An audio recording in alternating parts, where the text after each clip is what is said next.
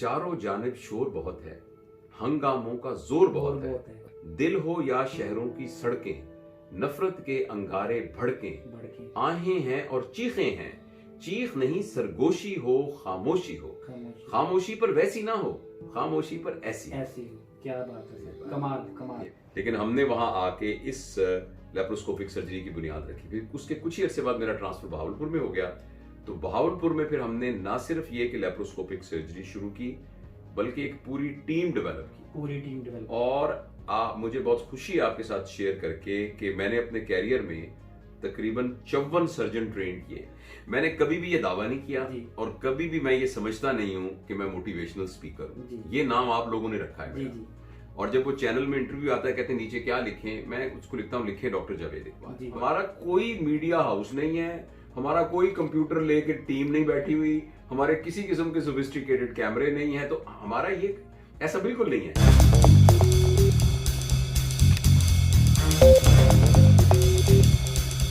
अस्सलामुअलैकुम नाजरीन, मैं हूं आपका host Haris Khokhar, voice of Punjab से। आज जो शख्सियत मेरे साथ मौजूद हैं उनको पूरे पाकिस्तान, पूरी दुनिया में जाना जाता है और वर्ल्ड फेमस सेलिब्रिटी हैं। अल्लाह ने उनको बहुत इज्जत बख्शी है। नाम है उनका प्रोफेसर डॉक्टर जावेद इकबाल। अस्सलाम वालेकुम सर, क्या हाल है? ठीक है आप? अच्छा सर, मैं आपसे ये सवाल करना चाहता हूँ कि हमें पता चला है कि बहावलपुर में आपने पहली दफा लेप्रोस्कोपिक सर्जरी इंट्रोड्यूस करवाई है, तो ये आपकी बहुत बड़ी अचीवमेंट है माशाल्लाह। इसके बारे में क्या कहना चाहेंगे? ये तो बेटा बड़ी पुरानी बात हो गई जी। 1994 में मैं ऑस्ट्रेलिया गया था जी। और वहां मुझे कॉलेज ऑफ फिजिशियन सर्जन्स ने भेजा था ये फन सीखने के लिए, लेप्रोस्कोपिक सर्जरी और लिवर की सर्जरी। तो फिर मैं जब वापस आया तो वापस आके उस फेलोशिप के बाद हमने पहले मुल्तान में शुरू की।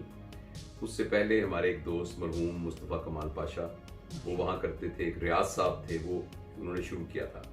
लेकिन हमने वहाँ आके इस लेप्रोस्कोपिक सर्जरी की बुनियाद रखी। फिर उसके कुछ ही अरसे बाद मेरा ट्रांसफर बहावलपुर में हो गया। तो बहावलपुर में फिर हमने ना सिर्फ ये कि लेप्रोस्कोपिक सर्जरी शुरू की, बल्कि एक पूरी टीम डेवलप और मुझे बहुत खुशी है आपके साथ शेयर करके कि मैंने अपने कैरियर में तकरीबन 54 सर्जन ट्रेन किए और उनमें से कुछ जो है वो बहुत ही अच्छे लेप्रोस्कोपिक सर्जन हैं। बल्कि मैं ये कह सकता हूँ कि वो मुझसे अच्छे लेप्रोस्कोपिक सर्जन जो सर्व कर रहे हैं पाकिस्तान में, बल्कि all over the world. Exactly. आप माशाल्लाह इतने बड़े सर्जन हैं। बहावलपुर में आप प्रिंसिपल भी रह चुके हैं।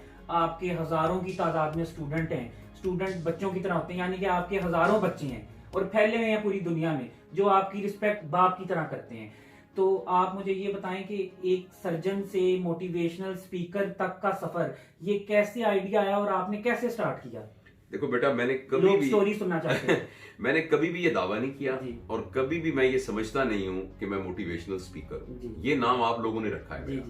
और जब वो चैनल में इंटरव्यू आता है, कहते हैं नीचे क्या लिखें, मैं उसको लिखता हूँ लिखे डॉक्टर जावेद इकबाल। बस ये जो मोटिवेशनल स्पीकर की टर्म है ना, इन कमर्शियल मानों के अंदर मैं वो बिल्कुल भी नहीं हूँ। मैं क्या हूँ फिर? मैं एक टीचर हूँ और मैं टीचिंग का स्टूडेंट हूँ, यानी टीच कैसे करना है इसका मैं तालिब इल्म हूँ। और मैं जब सर्जन भी था तो सारा वो प्रोफेसर था, उसके साथ साथ मैंने मास्टर्स किया था मेडिकल एजुकेशन में। और मैं ये पढ़ाने का काम ना सिर्फ अंडर ग्रेजुएट्स को बल्कि पोस्ट ग्रेजुएट्स को पहले भी करता था। अच्छा, वो जो मेरे लेक्चर्स हैं वही लेक्चर्स हमारे कुछ दोस्तों ने उनको चैनल पर डालना शुरू कर दिया और वो लेक्चर्स से ही सब्सक्रिप्शन बढ़नी शुरू हो गई। उसके बाद ये हुआ कि मैं जहां कहीं जाता हूँ, वर्कशॉप कराता हूँ, कोई ट्रेनिंग कराता हूँ, तो उस ट्रेनिंग की रिकॉर्डिंग हो जाती है। हाँ, अलबत्ता मेरे साथ मेरे कॉलीग हैं दो, मेरी टीम के, एक मिसबा है हमारी बिटिया और एक अब्दुल्ला है और मेरा बेटा है मोहम्मद, जो कि थोड़ी ग्राफिक डिजाइनिंग वगैरह कंप्यूटर साइंसेस का स्टूडेंट है। तो ये उसको छोटे टुकड़ों में काट के और उसको अपलोड कर देते हैं। तो हमारा कोई मीडिया हाउस नहीं है, हमारा कोई कंप्यूटर लेके टीम नहीं बैठी हुई, हमारे किसी किस्म के सोफिस्टिकेटेड कैमरे नहीं है। तो हमारा ये ऐसा बिल्कुल नहीं है। तो ये जो हमारा सफर है, ये सफर सिर्फ जो मेरी टीचिंग से मुतल्लिक एक्टिविटीज थी, पहले जो पब्लिक को पता नहीं थी, वो मीडिया के थ्रू पब्लिक में आ गई। फिर ये हुआ कि कुछ ग्रुप्स जो हैं वो मेरे साथ सेशंस करते हैं। जैसे यहाँ एक यस ऑर्गेनाइजेशन है, यूथ एम्पावरमेंट सोसाइटी। अच्छा, अब वो लीडरशिप का एक बहुत बड़ा प्रोग्राम कर रहे हैं और फी सबीलिल्लाह कोई उसमें पैसा इन्वॉल्व नहीं है। तो मैं उनका काइंड ऑफ अ फैसिलिटेटर हूं उस वर्कशॉप को। इस तरह एक कैरेक्टर एजुकेशन फाउंडेशन है, जब मैं भी उसका एक हिस्सा हूं इस्लामाबाद में। अब वो पेरेंटिंग का एक कोर्स कर रही है। अच्छा, जब वो पेरेंटिंग का कोर्स हो रहा होता है और वो आजकल चूंकि कोविड की वजह से ऑनलाइन हो रहा होता है, तो कैमरा उसको रिकॉर्ड भी कर लेता है, और वो कैमरा ये आम मोबाइल, ये जो अपना मोबाइल वाला कैमरा, वो उसको रिकॉर्ड कर लेते हैं। अच्छा, रिकॉर्ड करके उसके जो मौजू के मुताबिक छोटे छोटे टुकड़े होते हैं वो क्लिप्स डालना शुरू कर देते हैं। तो बेसिकली ये कहानी बिल्कुल इसी तरह से है। 3 लोग हैं जो ये काम कर रहे हैं, और लोग समझते हैं कि इन्होंने कोई सॉफ्टवेयर हाउस बनाया हुआ है। ऐसा बिल्कुल भी नहीं है।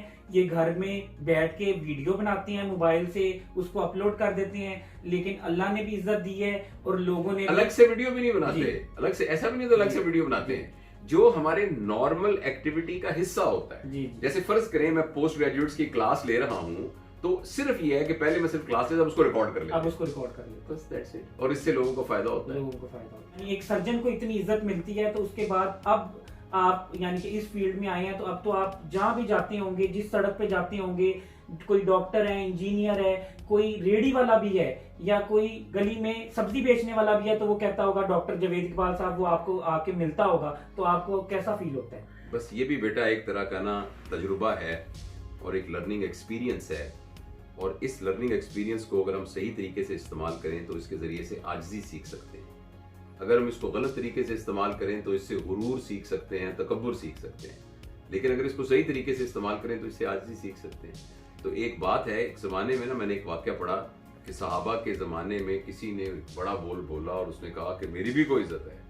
तो एक और साहबी ने जो ज़रा सीनियर थे, उनकी दाढ़ी पकड़ी और करके कहा, तुमने सुना नहीं, इज्जत तो अल्लाह और अल्लाह के नबी की है। ये बात सुनकर टांगे थर थर कांपने लगी। तो हम सारे जो समझे ना कि मैं बहुत इज्जत वाला हूं, तो ये इज्जत अल्लाह की देन है, अल्लाह की देन, और नबी करीम सल्लल्लाहु अलैहि वसल्लम के वसीले से है। मेरी बात समझे ना, ला इलाहा इल्लल्लाह मुहम्मदुर रसूलुल्लाह। तो इसलिए बेटा मैं ये समझता हूं कि अल्लाह हमें जो भी नेमत दे, पैसा दे, दौलत दे, इल्म दे, इज्जत दे, ओहदा दे, शोहरत दे, ये सारी की सारी हमारे लिए इम्तिहान है, और साथ हमारे लिए लर्निंग एक्सपीरियंस है कि इसमें से हमने क्या निकालना है। अक्लमंद आदमी इसमें से बेहतरी निकाल लेता है, और बेवकूफ आदमी इसी से ही अपने लिए मुसीबत निकाल लेता है। देखिए ना, आपके पास बहुत सारा पैसा है, अक्लमंद आदमी उसके जरिए से खैर निकाल लेता है, और बेवकूफ आदमी उसकी वजह से नशे में मुब्तला हो सकता है, फ्रॉड कर सकता है। तो पैसा एज सच ना अच्छा है ना बुरा है, हाँ उसके इस्तेमाल करने का तरीका अच्छा है ना बुरा है। इसी तरह शोहरत ना अच्छी है ना बुरी है, शोहरत से हम क्या काम लेते हैं वो अहम है। अच्छा सर, मैंने आपकी एक बात सुनी थी कहीं पे, आप बता रहे थे कि दुनिया में अगर ये कुछ बात थी वो जरा एक्सप्लेन करें। 5% लोग जो हैं वो एक्स्ट्रा ऑर्डिनरी जो होते हैं, 5% की नीयत खराब होती है, वो जरा एक दफा व्यूअर्स को बताएं कि कैसे दुनिया वो हमारे दोस्त हैं डॉक्टर नसर महमूद, वो उन्होंने मुझे ये बात समझाई। वो अमेरिका में होते हैं और वो उन्होंने क्लासिफिकेशन की, वो भी लोगों की ट्रेनिंग्स करते हैं। तो बात उनकी बड़ी जबरदस्त थी कि 5% लोग दुनिया में ऐसे होते हैं जो बहुत स्मार्ट होते हैं, अक्लमंद होते हैं, और उनकी नीयत भी ठीक होती है। और 5% होते हैं कि स्मार्ट होते हैं, नीयत ठीक नहीं होती। और 90% लोग जो होते हैं वो ट्रेंड को फॉलो करने वाले हैं। और आप कोई सोशल मीडिया का देख लें, फोरम देख लें, कोई टॉक शो देख लें, कोई सारे लोग बुराई वालों को नकाब करने की, फलानी जगह पे छापा डाल के हमने यूं किया, फलानी जगह, उन पर तो फोकस करने की जरूरत ही नहीं है। जरूरत है फोकस करने की उन लोगों को जिनकी नीयत ठीक है और स्मार्ट है। और जब हम उनको ऑर्गेनाइज कर लेंगे तो बाकी 90% लोग उसके पीछे, लोग ट्रेंड को फॉलो करते हैं। तो इसलिए ये कि हम सब में से जो लोग जिनको अल्लाह ने सलाहियतें दी हैं, वो बुराइयों को पॉइंट आउट, हर वक्त बुराइयां इनका जिक्र करने की बजाय जो अच्छाइयां हैं, अच्छे वाले लोगों को ऑर्गेनाइज करें। और लॉ जो बुरे कर रहे हैं, अगर वो गलती कर रहे हैं तो लॉ उनको खुद ही संभाल लेगा, वो लॉ को हैंडल करने दें।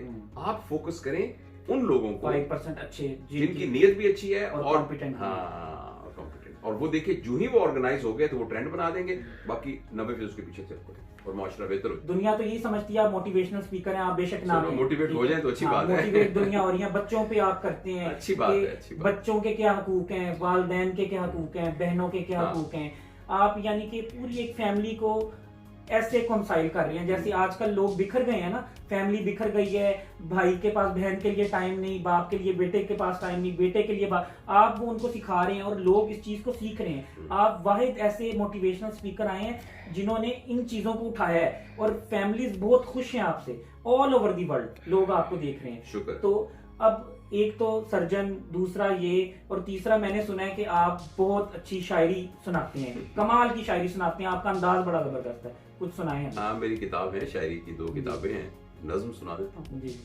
उस नज्म का उन्वान है खामोशी। खामोशी। खामोशी पर ऐसी ना हो, ऐसी जो कि कब्रिस्तान में होती है।